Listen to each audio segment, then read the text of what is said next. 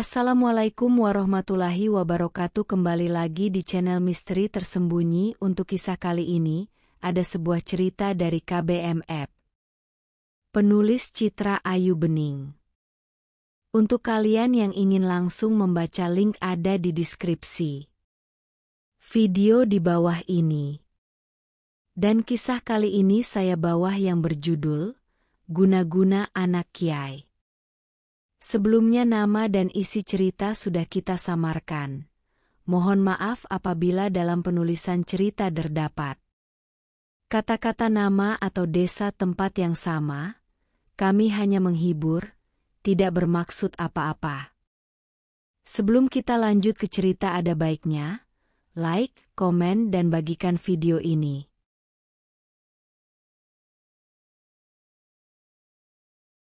Jangankan dibuang, ini disimpan dia di kasur, ucap Maharani dengan mimik muka setengah kesal. Biar besok, Ibuk bawa ke Mbah Yai. Ibuk lihat, 2 kali ini adikmu minum ginian dan jadi kayak gitu. Sana, buruan jemput dia, pinta Bu Rahmi ikut memegang botol bening tersebut. Demi permintaan sang ibu, Maharani pun segera berpamitan untuk menyusul Enggar ke balai desa. Gadis cantik dengan rambut potongan pendek tersebut beranjak keluar rumah sambil bersiul lirik. Kecantikan Maharani setara dengan Enggar, hanya tombu. Maka dari itu, para pemuda lebih tertarik kepada Enggar untuk dijadikan kekasih daripada Maharani. Bagi mereka, gadis tombu ini lebih pantas sebagai teman nongkrong main catur di pos ronda daripada menjadikannya kekasih. Langkah kaki Maharani terhenti pada saat melihat yang mengajar pencak silat di halaman balai desa bukan Fadlan. Kedua matanya sibuk memidai sekeliling mencari keberadaan Enggar sang adik. Tak ada sosok maupun bayangan sang adik di penjuru tempat tersebut. Maharani bergegas menghampiri pemuda yang sedang melatih silat anak-anak tersebut. "Bray, ada Enggar?" tanya Maharani kepada Khalid, yang biasa dijuluki olehnya Kat Bray, karena kebiasaan sang pemuda memakai celana cingkrang dengan potongan lebar pada bagian bawah. "Enggar jalan sama Fadlan barusan," jawab Khalid sambil menghampiri Maharani yang berdiri 10 meter dari tempat latihan. Maharani berdecak menumpahkan kekesalannya. Dia sudah menyangka kalau sang adik pasti asik pacaran dengan Fadlan. Lah, emang si tongsis gak ngelatih anak-anak? Tanya Maharani dengan mengedarkan pandangan ke sekeliling halaman yang tampak terang karena disinari cahaya purnama. Khalid yang mendengar penjelasan Maharani seketika tertawa ngakak. Gadis tombau di hadapannya ini memang terkenal ceplas-ceplos tanpa tedeng aling-aling. Sikap apa adanya Maharani ini kadang membuat salah paham bagi orang yang belum mengenal kesehariannya. Hal tersebut berbanding lurus dengan berbagai prestasi yang telah banyak diraihnya, menjadi kebanggaan desa. Barusan Fadlan bilang mau ngajak Enggar jalan-jalan ke pantai Kenjeran. Jelas Khalid dengan ekspresi sedikit khawatir dengan reaksi Maharani sekaligus yang dirasakan karena cinta dalam diam. "Mau ngapain ngajak adik saya ke sana?" Sebuah pertanyaan yang tak perlu dijawab bagi Khalid. Pemuda yang merupakan penggemar rahasia dari Enggar ini tahu betul watak Maharani kalau sedang emosi seperti saat ini. Kebanyakan orang di sini beranggapan bahwa Maharani adalah jiwa pria yang terjebak dalam tubuh seorang wanita. Akhirnya setelah berbicara beberapa menit dengan Khalid, si gadis tombu pun pulang. Sepanjang jalan Maharani sibuk mencari akal agar dapat izin dari kedua orang tuanya demi mencari Enggar ke Kenjeran.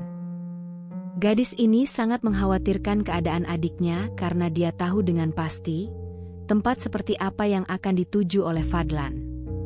Maharani sudah sering ke sana bersama komunitas mancing mania. "Moga-moga Bapak, Ibu kasih izin. Aku harus cari alasan apa, ya?" Batin Maharani sibuk memikirkan akal agar bisa dapat restu dari orang tuanya. Meski dirinya tombau, akan tetapi rida orang tua selalu dihandalkan. Oleh karena hal inilah, bapak dan ibunya sangat mempercayainya, meskipun sering keluar kota untuk berbagai kegiatan. "Loh, mana Enggar? Enduk?" tanya Pak Gunawan dari kursi teras, saat melihat anak sulungnya melenggang sendiri memasuki halaman. "Enggar diajak Fadlan ke Kenjeran," jawab Maharani bergegas menuju teras lalu duduk persis di samping bapaknya. "Lah opom blakrak sampai rono barang?" Tiba-tiba sang ibu menimpali dari arah dalam sambil melangkah keluar. "Buat orang khawatir. Boleh enggak saya pergi carikan mereka ke sana?" "Buat apa coba jam segini main ke pantai, Enggar payah banget, gampang banget diajak orang, tidak bener Fadlan tuh." "Tong sis?" tanya Pak Gunawan dengan mengernyitkan dahi. Sang istri pun tak kalah bingung dengan istilah yang dipakai oleh Maharani. "Gitu aja gak tahu." "Tongsis alias tongkat Isis," jelas Maharani sambil menunjuk giginya sendiri. Perkataan sang anak seketika membuat kedua orang tuanya tertawa terpingkal-pingkal. "Haha, halah. Kamu itu kok ada aja bikin julukan. Jangan sampai orangnya tahu ini. Bisa tersinggung," ungkap Bu Rahmi sambil mendorong kening putrinya dengan telunjuk. Sedangkan Pak Gunawan asik mengisap rokok kreteknya dalam-dalam sambil berpikir keras. Sesekali ujung jari menjetikan sisa abu rokoknya ke asbak. Pria separuh baya ini sangat mengkhawatirkan si bungsu. Kini, putrinya sedang berada jauh dari rumah dengan teman lelaki yang beberapa hari terakhir membuatnya mabuk kepayang. "Ayo, sama bapak aja kalau gitu," ucap Pak Gunawan segera bangkit lalu masuk untuk mengambil kunci motor.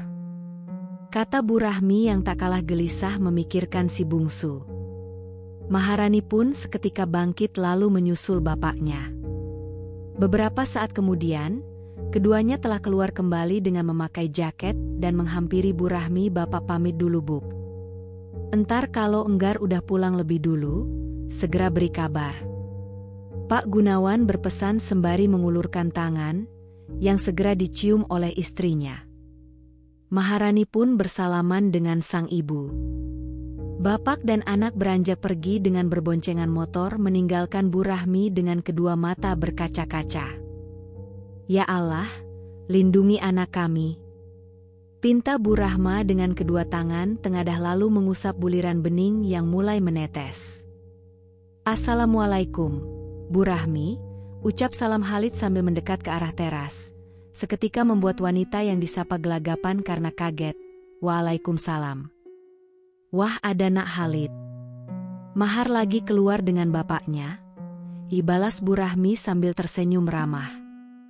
Khalid adalah anak dari Pak Husni, seorang pemilik toko buku teramai di kota tersebut, dan juga merupakan salah satu donatur tetap masjid dan segala macam kegiatan desa. Seorang kepala keluarga yang berhasil menghantarkan kedua putranya menjadi pribadi yang santun, rendah hati serta ringan tangan.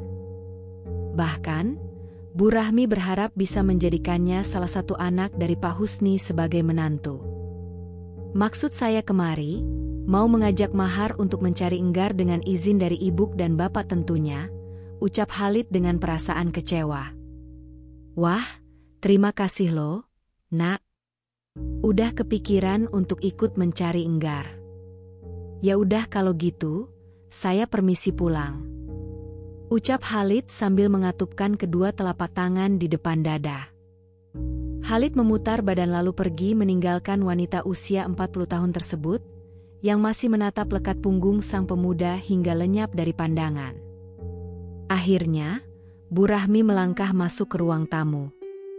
Dia bermaksud menunggu suami dan anak-anaknya sambil duduk melihat acara TV. Oke teman-teman, terima kasih telah mendengarkan cerita ini. Cerita akan dilanjutkan di episode berikutnya. Bagaimana cerita tentang kisah ini, tulis di kolom komentar di bawah ini, dan apa yang sudah saya bagikan kali ini dapat menjadikan pelajaran bagi kita semua. Untuk teman-teman yang baru bergabung jangan lupa like, komen video ini, Dan jangan lupa bagikan video ini, nantikan cerita selanjutnya di channel Misteri Tersembunyi. Terima kasih, sampai jumpa.